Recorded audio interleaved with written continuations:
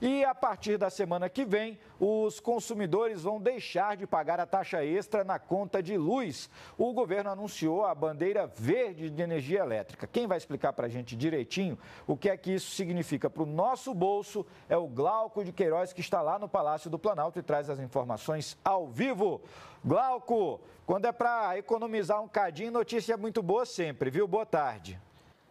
Olá, Juliano. Boa tarde para você e boa tarde a todos. Isso mesmo, a bandeira na conta de luz passará novamente a ficar verde, a partir do sábado da semana que vem, dia 16 de abril. Com isso, deixará de ser cobrada aquela taxa extra de R$ 14,20 a cada 100 kWh consumidos, o que deve concluir aí numa redução de cerca de 20% na fatura de energia elétrica. Lembrando que atualmente está em vigor a bandeira de escassez hídrica, que está em vigor aí desde setembro do ano passado. E ela havia sido criada para compensar o aumento aí do custo de produção de energia elétrica em meio a uma forte seca, a pior em 91 anos. Isso havia afetado o nível do reservatório das usinas hidrelétricas, que é a principal fonte de energia em nosso país. O Ministério de Minas e Energia informou que agora os reservatórios estão muito mais cheios do que no ano passado, o que afasta totalmente o risco de faltar energia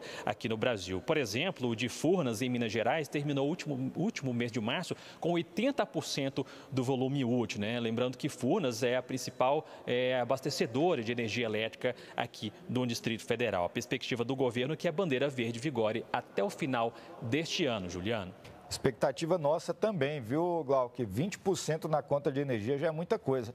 Daqui a pouquinho você volta para falar sobre vacinação contra a Covid-19 aqui no Distrito Federal. Tem posto funcionando até às 10 da noite. Daqui a pouco o Glauco fala sobre isso para você, tá bom? E nós vimos mais cedo que a partir do próximo dia 16 passa a valer a bandeira tarifária verde para a cobrança nas contas de luz. Assunto para o nosso comentarista de Política e Economia, Ricardo Caldas. Boa tarde, professor. Estima-se uma redução de até 20% no valor das contas. Como é feito esse cálculo? Então, a questão é a seguinte. Cada bandeira, boa tarde, Eliane, boa tarde a todos, Cada bandeira, ela representa uma situação, Então, nós temos essas bandeiras, justamente a bandeira vermelha, a bandeira verde, e aí foi criada em agosto a bandeira da crise hídrica, Então, cada uma delas representa um custo adicional na conta. E o objetivo delas, Eliane, é alertar justamente o consumidor sobre a situação real do país em termos de energia elétrica naquele momento. Até porque quando começa a faltar água, eles têm que acionar as usinas termoelétricas e elas têm um custo maior.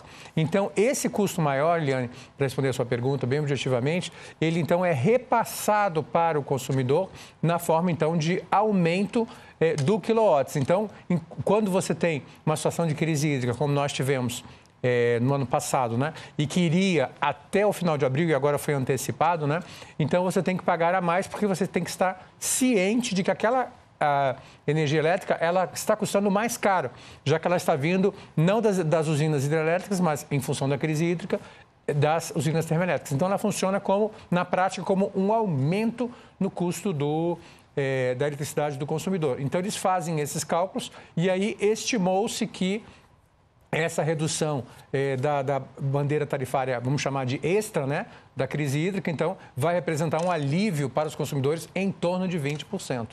Tá. E será, então, que possíveis mudanças no clima poderão derrubar colocar uma água fria nessa história? Corremos esse risco? Fala sobre a inflação, não é isso? Oi? Perdão? Vamos lá. Pode repetir a pergunta, por gentileza? Será que uma possível mudança no clima também pode fazer essa ideia ser revertida? Essa proposta ser revertida? Sim.